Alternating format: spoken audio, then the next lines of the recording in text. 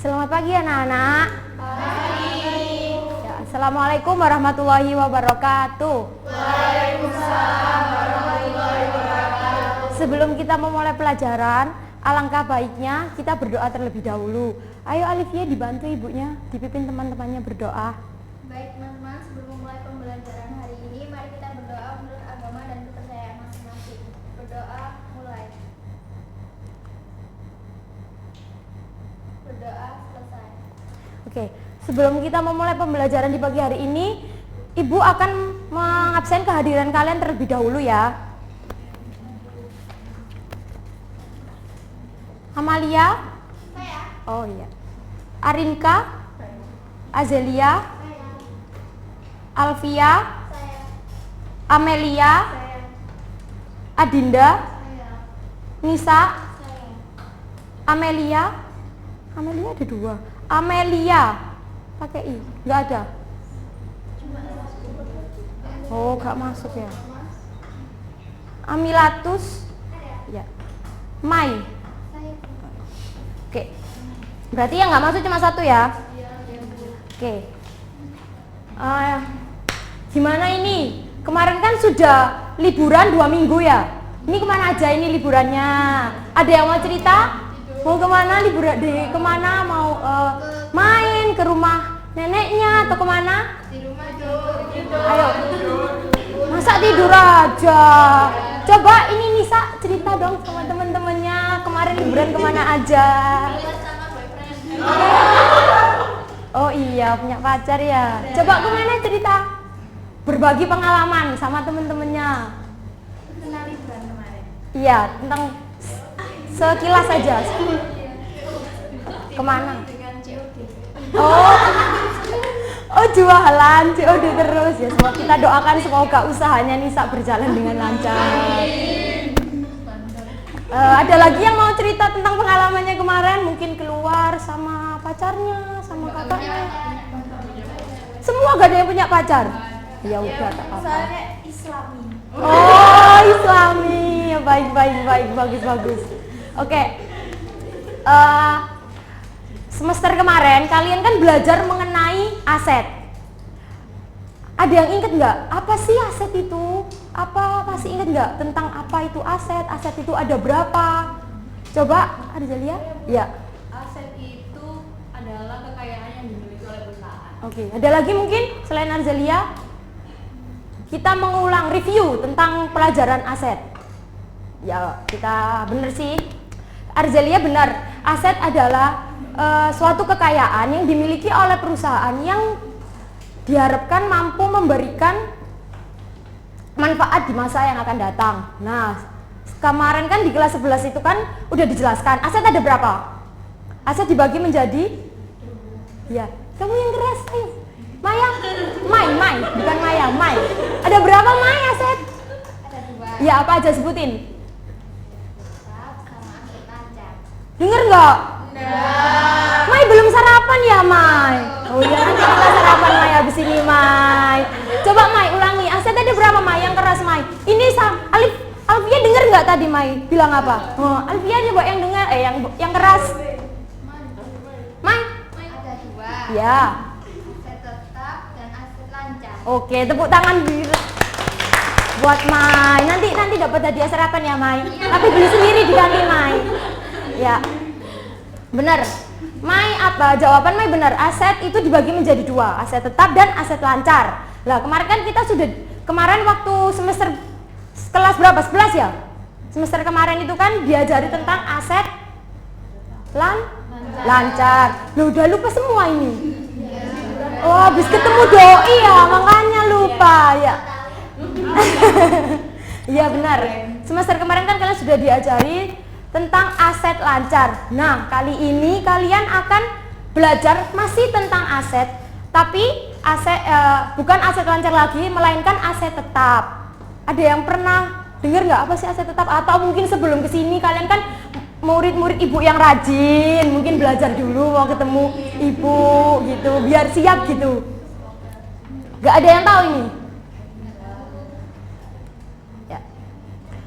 Jadi sebelum kita memasuki ke pembelajaran mengenai aset tetap, Ibu akan memberikan tujuan pembelajaran. Apa sih tujuannya tujuan kita mempelajari tentang aset? Nah, ini adalah tujuannya. Diharapkan nanti kalian pas pembelajaran aset itu mengetahui tentang pengertian aset, karakteristik aset tetap, penilaian aset, dan mengklasifikasi akun-akun yang tergolong aset tetap, menghitung dan mencatat harga perolehan aset tetap dengan cara membeli dan hibah. Jadi nanti tujuannya kita belajar aset tetap itu agar kalian tahu tentang pengertian, karakteristik, dan lain-lain. Apa sih itu aset tetap? Gimana sih aset tetap itu? Lah, nanti di dalam pembelajaran kita, Ibu akan menggunakan metode diskusi dan tanya jawab yang nanti pada waktu pembelajaran berlangsung, Ibu harapkan kalian aktif di dalam kelas. Jadi waktu menjelaskan itu nggak hanya diam aja kayak orang potong gitu, enggak. Ya, tapi kalian harus kalau nggak tahu bertanya, Bu itu apa gitu. Kan pernah dengar kan pepatah malu bertanya susah dijawab. Nah sama, kalau nggak tahu tentang aset nggak mau tanya, nggak tahu tentang aset. Jadi nanti kalian Ibu harapkan aktif dalam pembelajaran tentang aset tetap ini, karena nanti di dalam keaktifan kalian ini akan Ibu berikan 1 poin, khusus Maya nanti diberikan sarapan. Ya. Paham? Oke. Ini udah hilang kan liburan-liburannya kan? Bisa dimulai pembelajarannya? Bisa. Oke.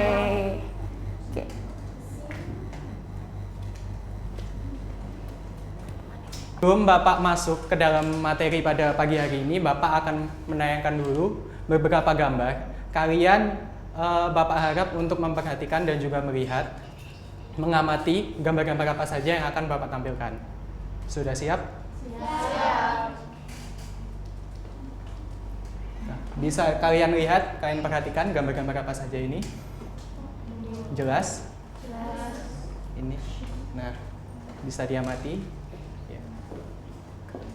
Ya, untuk Dinda, bisa dibantu Bapak untuk menjelaskan gambar-gambar apa saja yang ada di depan ini? Untuk yang ini gambar apa? Gambar mobil, iya betul. Ini? Pabrik. Kalau yang ini? Mesin. Kalau yang ini?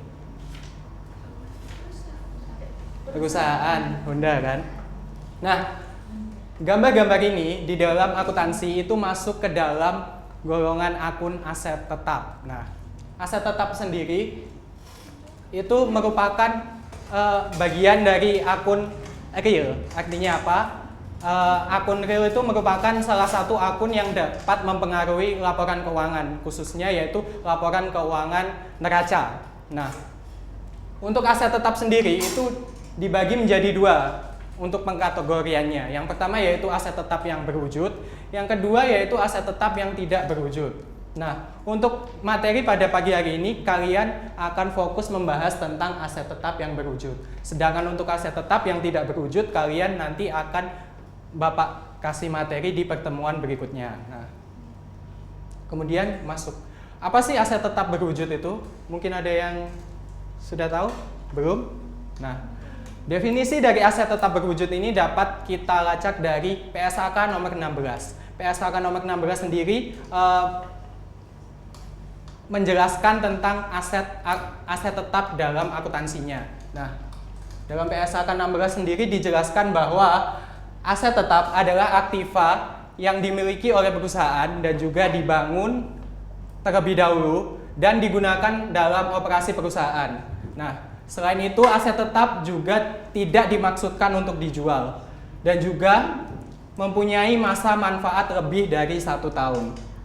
Nah, dari pengertian ini kita dapat menarik poin-poin penting yang dapat kita jadikan sebagai karakteristik atau ciri khusus dari aset tetap. Nah, dengan kalian tahu karakteristiknya, kalian nanti akan dapat menggolongkan apakah harta ini masuk ke dalam golongan aset tetap yang berwujud atau aset tetap yang tidak berwujud. Untuk karakteristiknya yang sendiri, yang pertama yaitu yang paling jelas yaitu mempunyai bentuk fisik. Nah, karakteristik yang pertama ini yang paling mendasar yang membedakan antara aset tetap yang berwujud dengan yang tidak berwujud. Di dalam aset tetap berwujud jelas mempunyai bentuk fisik, yaitu dapat dilihat secara kasat mata seperti tadi, kendaraan, mesin, dan juga gedung perusahaan. Nah, selain itu, aset tetap berwujud juga dapat dinilai secara material. Nah, kemudian yang kedua yaitu dimiliki oleh perusahaan. Jadi, harta kekayaan itu yang dimaksudkan ke dalam aset tetap itu harus dimiliki oleh perusahaan. Tidak boleh perusahaan itu mengakui barang yang disewa ataupun dimiliki oleh perusahaan lain. Nah, kemudian untuk yang ketiga, ciri khususnya lagi yaitu digunakan untuk menunjang kegiatan operasional perusahaan, jelas. Kemudian yang keempat yaitu tidak dimaksudkan untuk dijual. Di sini artinya apa? Bapak kasih contoh seumpama PT Astra Honda Motor yang tadi. PT Astra Honda Motor itu merupakan salah satu produsen otomotif yang ada di Indonesia kan. Nah, basis kegiatannya sendiri kan memproduksi serta mendistribusikan kendaraan-kendaraan otomotif, baik itu motor, mobil, dan berbagai macam lainnya. Nah, pastinya perusahaan Astra Honda Motor itu tadi mempunyai aset berupa kendaraan, bukan? Nah, sekarang apa yang membedakan aset kendaraan yang dimiliki oleh perusahaan dengan motor dan mobil yang diproduksi itu tadi? Nah, karena itulah karakteristik dari aset tetap yang membedakan yaitu tidak dimaksudkan untuk dijual. Nah, kendaraan otomotif yang diproduksi oleh perusahaan itu tadi itu diproduksi karena untuk dijual, sedangkan untuk yang dimaksudkan sebagai aset milik PT Astra Honda Motor itu saya ambil contoh yaitu truk yang digunakan untuk mengangkut pendistribusian kendaraan-kendaraan itu tadi. Di samping itu juga bisa berupa kendaraan dinas, kantor, itu juga masuk ke dalam aset tetap milik perusahaan PT Astra Honda Motor itu tadi. Nah, kemudian yang kelima yaitu mempunyai masa ekonomis lebih dari 1 tahun atau lebih dari 1 periode akuntansi. Nah, untuk karakteristik yang ini itu membedakan antara kalian kan sudah pernah mengerjakan siklus kan, pastinya sudah familiar dengan akun yang namanya perlengkapan dengan peralatan. Terkadang kan kita sering bingung membedakan mana yang perlengkapan, mana yang peralatan. Nah, di sini dijelaskan salah satu karakteristik mengapa peralatan itu masuk ke dalam aset tetap, karena dia mempunyai masa ekonomis lebih dari 1 tahun atau 1 periode akuntansi. Nah, itulah mengapa peralatan masuk ke dalam aset tetap, sedangkan kalau perlengkapan itu barang habis pakai karena penggunaannya tidak lebih dari 1 periode akuntansi. Jadi dia bisa lumayan cepat habis. Nah, kemudian karakteristik yang berikutnya yang terakhir yaitu merupakan aset non moneter. Ada yang tahu apa itu non moneter? Belum tahu? Nah, yang dimaksud dengan aset non moneter ini itu maksudnya aset tetap itu bersifat tidak mudah dicairkan atau tidak mudah dilikuiditaskan, yaitu tidak mudah diuangkan. Sedangkan kalau yang golongan aset lancar itu bersifat moneter, mudah diuangkan, seperti contohnya kas, piutang, persediaan itu kan mudah diuangkan. Sedangkan untuk yang aset ini berupa non moneter yaitu tidak mudah diuangkan, butuh waktu untuk dapat dicairkan menjadi uang. Sekarang lanjut. Nah, sekarang kita masuk ke dalam golongan akun-akun yang termasuk ke dalam aset tetap itu sendiri. Nah, tadi kan Bapak sudah tampilkan di awal tadi gambar-gambar tadi dan sudah disebutkan juga sama Mbak Adinda bahwa yang tergolong ke dalam akun-akun aset tetap itu dapat berupa yang pertama yaitu tanah. Kemudian gedung, kendaraan, peralatan kantor dan juga mesin pabrik. Nah, khusus untuk tanah itu dia merupakan aset tetap yang tergolong unik. Kenapa? Karena tanah ini tidak mengalami yang namanya penurunan nilai. Nah, di dalam aset tetap itu sendiri, aset tetap dapat mengurangi, tadi kan ciri khusus dari aset tetap kan mempunyai masa manfaat lebih dari 1 tahun. Nah, walaupun dia mempunyai masa manfaat lebih dari 1 tahun, tetapi aset tetap juga bisa mengalami penurunan nilai yang disebut dengan penyusutan atau istilah akuntansinya depresiasi. Nah, khusus untuk tanah ini tidak mengalami depresiasi karena tanah ini bersifat fluktuatif, jadi harganya itu bisa tidak tentu. Jadi di masa yang akan datang pasti orang-orang pasti membutuhkan yang namanya lahan. Jadi tanah ini menjadi sebuah kebutuhan bagi masyarakat di masa yang akan datang, sehingga harganya tidak akan mungkin bisa turun. Nah, kemudian kita masuk ke dalam penilaian. Nah, untuk penilaian terhadap aset tetap ini diatur dalam SAK dengan pernyataan nomor 16 paragraf 13. Di situ dijelaskan bahwa penilaian aset tetap itu perusahaan itu boleh mengakui harta itu sebagai aset tetap apabila di awal itu sudah dinilai atau diukur harganya. Nah, kemudian juga diperjelas lagi di PSAK yang sama, PSAK 16 paragraf 6. Di situ juga dijelaskan bahwa penilaian terhadap aset tetap itu didasarkan pada harga perolehan.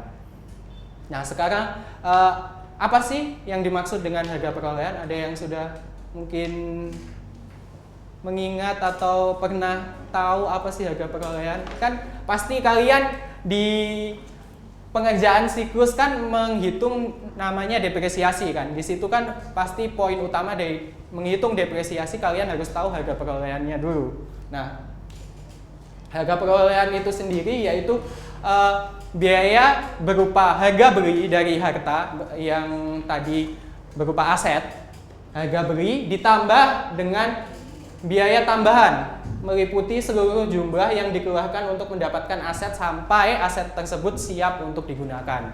Nah, langsung saja Bapak kasih contoh, yaitu ini. Untuk penilaian terhadap aset ya. Dibeli mesin pabrik seharga 55 juta. Biaya tambahan yang terkait meliputi PPN sebesar 5.500.000, premi asuransi pengiriman 550.000, dan biaya pemasangan mesin. Nah, dari sini kalian sudah bisa tahu gimana caranya menghitung harga perolehan. Kan tadi sudah Bapak jelaskan bahwa harga perolehan terdiri dari harga beli ditambah biaya-biaya yang timbul atau dikeluarkan untuk mendapatkan aset tersebut kan. Nah, di sini sudah diketemukan bahwa harga belinya langsung dijumlah secara kumulatif ya. Harga beli seharga 55 juta ditambah dengan biaya-biaya tambahannya berupa pajak PPN, premi asuransi pengiriman, dan juga biaya pemasangannya. Ketemu harga perolehannya sebesar 62.500.000. Sampai sini paham ya?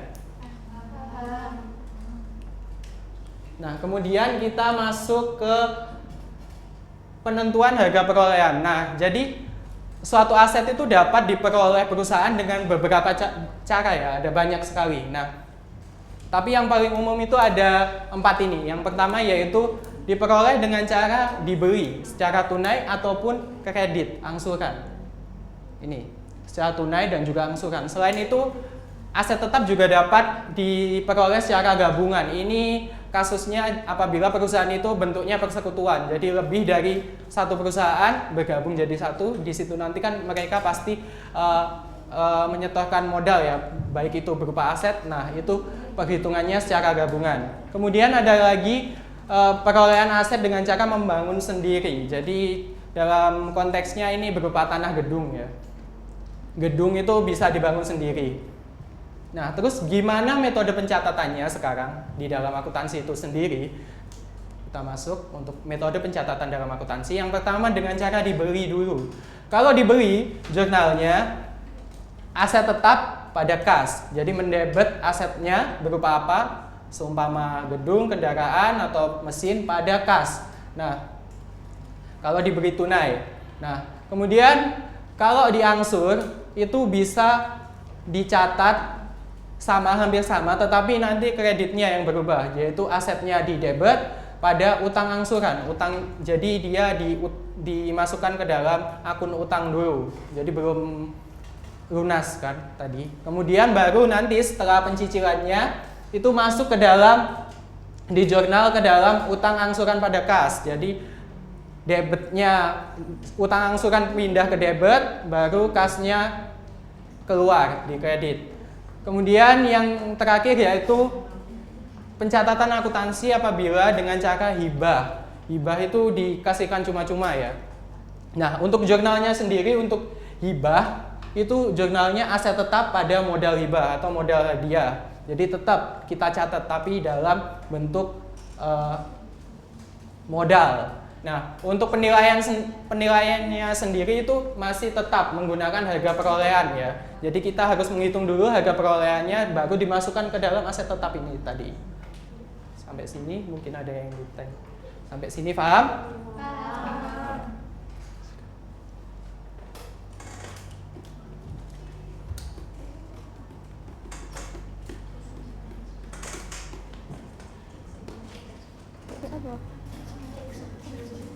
Satu dua belumnya.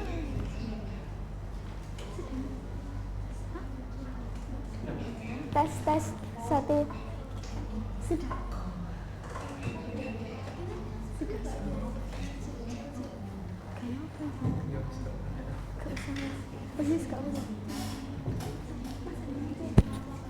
Sudah.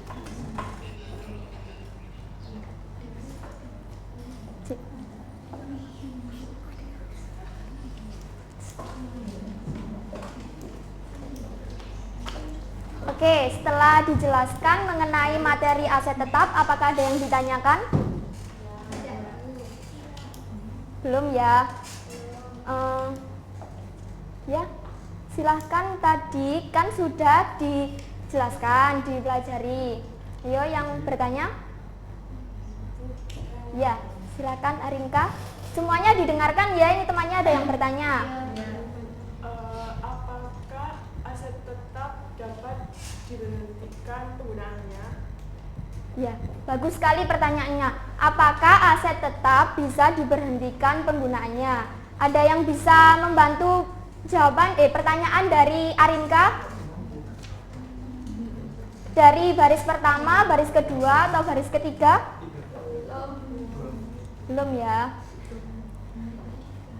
Oke, jadi salah satu cara itu bisa dihapus. Atau ada yang sudah membaca mungkin dari buku yang sudah ada?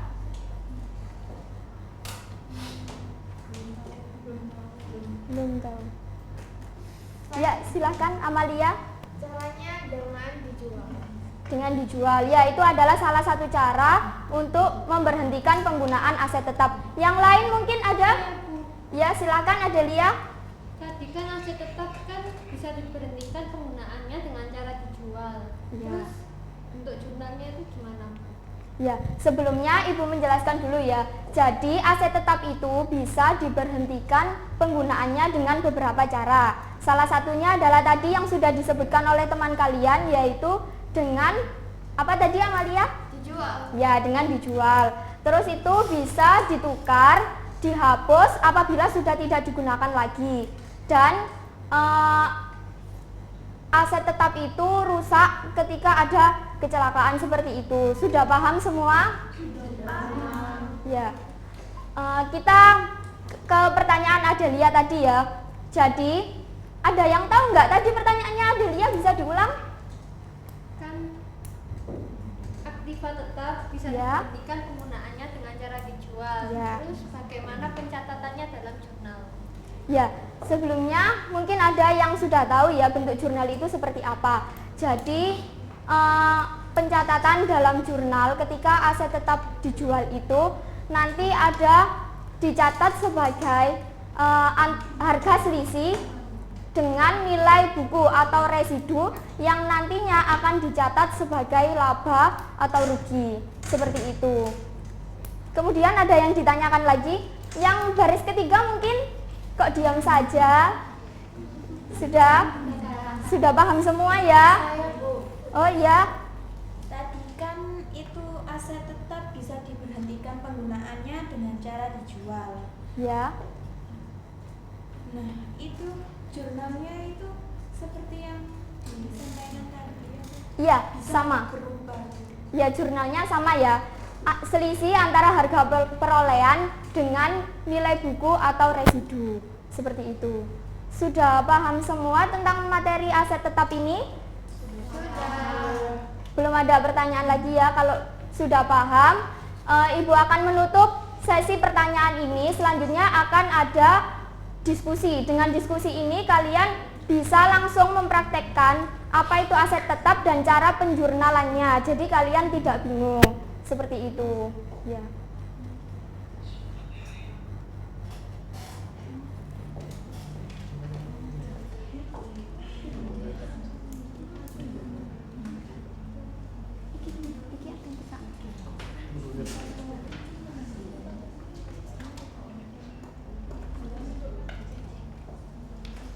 Cek 1 2 3 udah.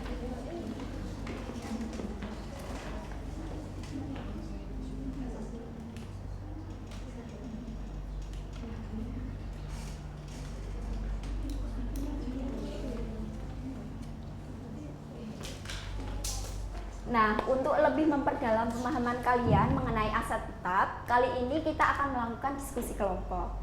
Nah, masing-masing kelompok terdiri dari 2 orang siswa.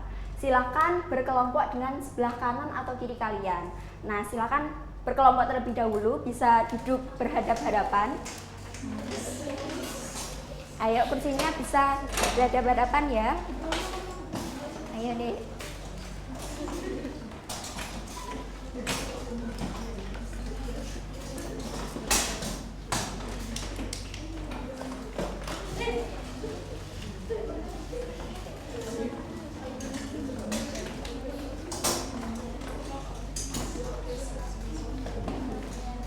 Nah, jadi kita ada 5 kelompok ya. Ini kelompok 1, kelompok 2, kelompok 3, kelompok 4, dan kelompok 5. Nah, di sini Ibu sudah menyiapkan studi kasus yang nantinya akan menjadi pembahasan dalam diskusi kalian. Nah, setelah diskusinya berakhir, Ibu akan menunjuk beberapa kelompok untuk maju ke depan menuliskan hasil diskusi yang telah kalian lakukan. Nah, saya bagikan terlebih dahulu. Kelompok 1, kelompok 2, ya.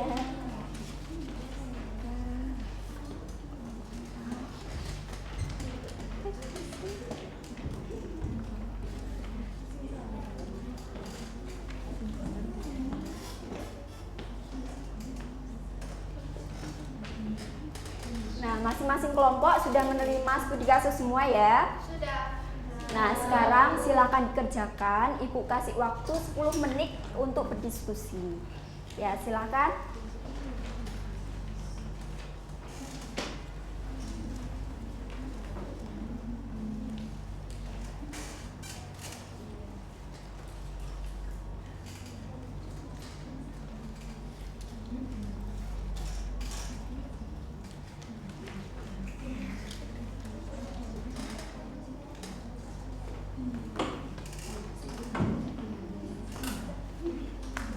Bagaimana? Ada kesulitan? Masih dibaca soal. Ya, baca dulu ya kamu. Iya. Tadi ingatkan deh ya. Nanti maju nomor 3.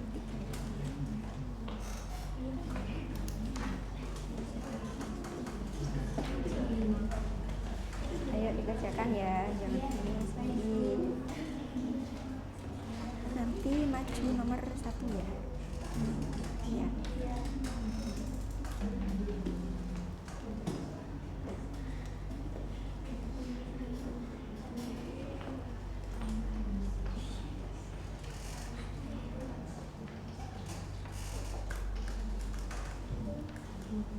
Ya, nanti jika ada kesulitan atau soalnya mungkin rancu, bisa ditanyakan langsung ke Ibu ya.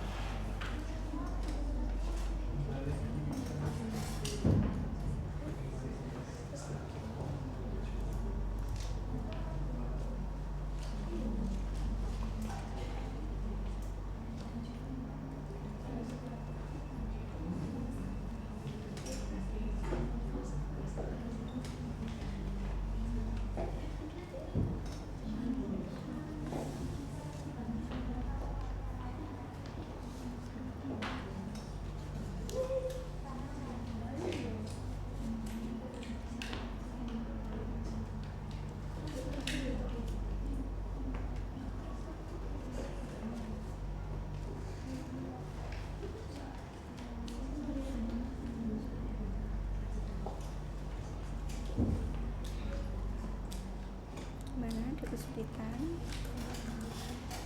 Nanti membenarkan yang tadi ya, yang ini persis seperti ini.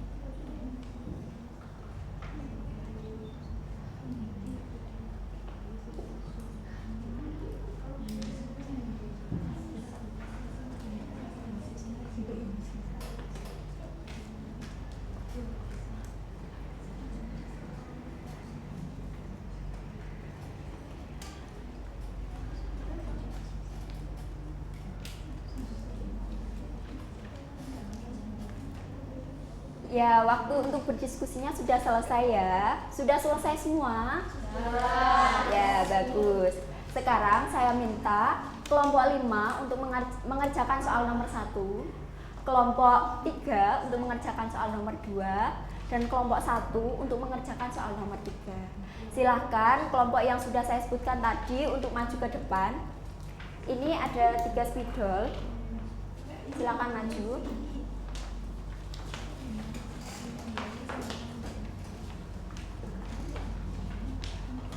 Ya. Ayo dek, langsung maju. Ayo, kelompok 3.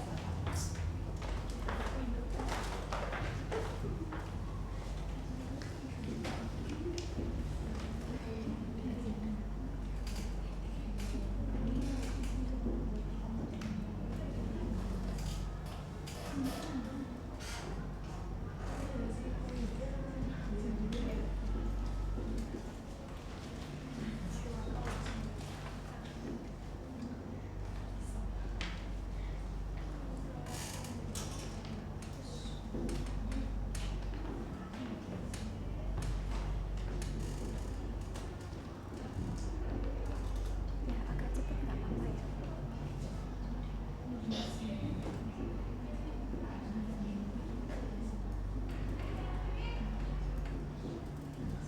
Diperhatikan ya, jangan rame sendiri biar ada yang maju.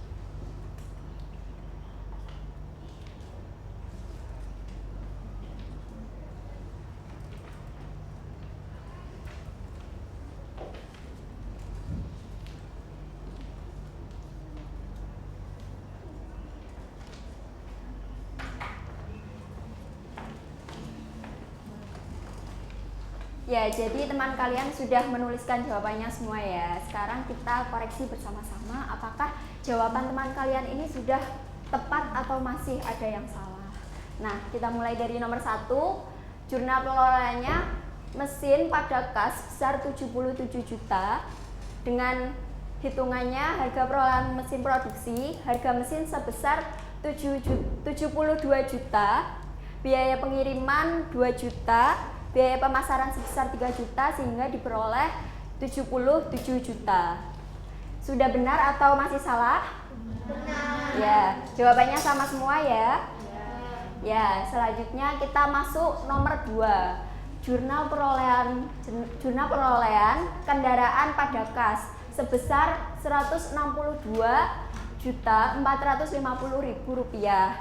Nah, dengan perincian kosnya sebesar 134 juta, freight-nya sebesar 3 juta, insurannya sebesar Rp45.500.000, sehingga total shift-nya ketemu Rp182.500.000.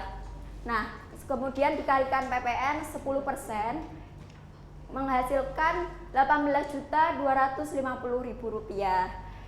Nah, harga perolehan mobil, kita mencari harga mobilnya Rp134 juta, pembayaran pajaknya Rp18.250.000, biaya pengiriman Rp3 juta, asuransi pengirimannya Rp7.200.000, sehingga totalnya menjadi Rp162.450.000.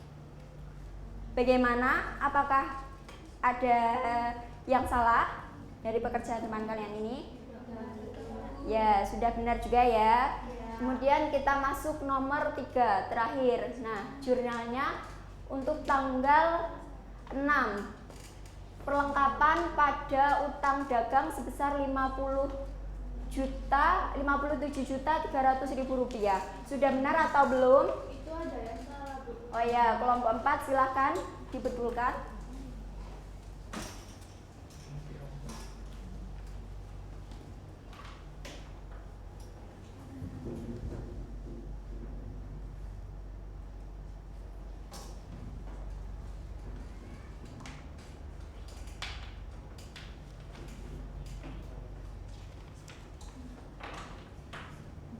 Ya, sudah benar ya. Jadi yang benar jurnalnya peralatan pada utang dagang sebesar Rp57.300.000. Kita masuk ke jurnal yang tanggal 7, utang dagang pada beban bunga sebesar Rp20 juta. Ya, sudah benar ya. Tanggal 5, utang dagang sebesar 25 juta, beban bunganya sebesar 250.000, pada kas sebesar 25.250.000. Kemudian tanggal 2, utang dagang sebesar 12.300.000, utang bunganya sebesar 123.000, pada kas sebesar 12.423.000. Sudah benar ya? Nah, jadi dari pekerjaan teman kalian ini apakah masih ada yang ditanyakan? Tidak ada? Kalau tidak ada pertanyaan, sudah saya anggap bisa semua ya? Ya.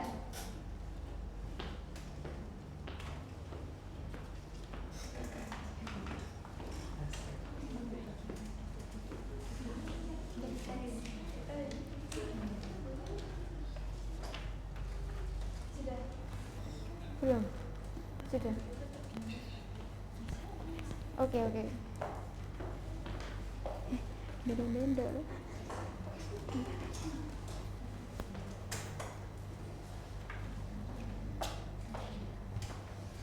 Oke, dari jawaban yang masih salah tadi silahkan nanti di rumah dipelajari lagi ya, supaya tidak ada kesalahan untuk soal berikutnya dan kalian bisa lebih paham untuk materi aset tetap ini.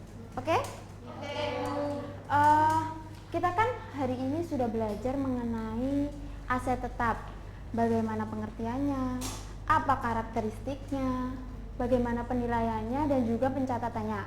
Kira-kira siapa yang mau menyampaikan tentang kesimpulan pembelajaran kita hari ini? Saya, Bu. Ya, Amelia. Tetap adalah aktiva yang berwujud yang diperoleh dalam bentuk siap pakai atau dengan dibangun terlebih dahulu. Benar sekali yang dikatakan teman kalian Amelia ini ya, bahwa aset tetap itu adalah suatu harta atau kekayaan yang dimiliki oleh sebuah perusahaan yang digunakan untuk kegiatan operasional, yang ketika perusahaan itu memperolehnya itu sudah dalam keadaan siap pakai atau dibangun terlebih dahulu. Nah, selain itu ada yang mau menyampaikan lagi? Ya, Amulatus? Jadi akun-akun yang tergolong dalam aset tetap itu seperti kayak gedung, kendaraan, tanah, peralatan kantor, dan mesin-mesin pabrik. Ya, teman kalian itu juga benar ya. Apa yang dikatakan Amilatus mengenai akun-akun yang termasuk dalam aset tetap. Antara lain ada tanah, bangunan, ada mesin-mesin, peralatan perkantoran, seperti itu. Sudah paham sampai sini? Paham. Sudah tidak ada yang ditanyakan lagi? Karena kan untuk pertemuan minggu depan kan kita sudah tidak mempelajari tentang materi ini. Kita mempelajari tentang metode dan pencatatan, metode dan penyusutan aset tetap. Ya, jadi sudah tidak mempelajari tentang ini lagi. Jadi kalau kalian masih ada yang ditanyakan, silahkan ditanyakan sini. Apa sudah paham? Sudah paham ya? Oke, kalau sudah paham, jangan lupa ya nanti di rumah dipelajari lagi soal-soal yang sudah Ibu berikan tadi, bagaimana cara pencatatannya, dan juga yang salah-salah tadi ya, jangan sampai nanti ketika ujian kalian mengalami kesalahan kedua ya. Jadi harus benar-benar dipahami. Terus untuk pertemuan selanjutnya tadi kita akan mempelajari mengenai metode dan penyusutan aset lancar. Itu juga dipelajari supaya ketika pertemuan selanjutnya kalian sudah siap untuk menerima materi. Gimana? Sudah? Oke, karena waktunya juga sudah selesai, maka pelajaran hari ini Ibu akhiri. Ayo bangkunya dirapikan terlebih dahulu.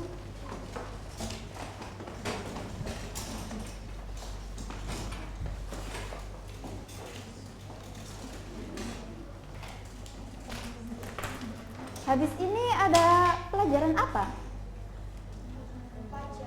Oh, perpajakan ya. Sudah harus disiapkan ya. Jangan sampai nanti kalau gurunya datang kalian masih ramai.